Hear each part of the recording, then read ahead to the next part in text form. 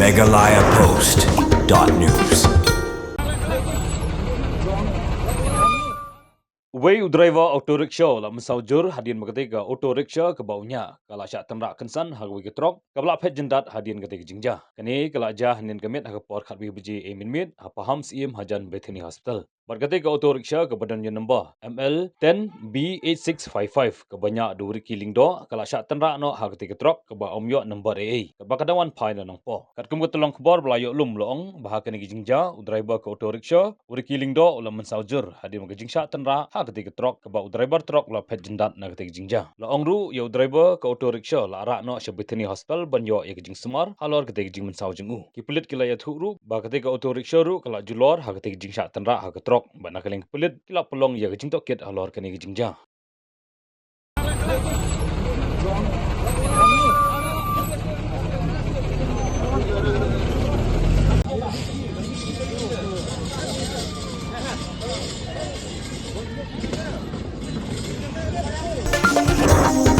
meghalayapost.news.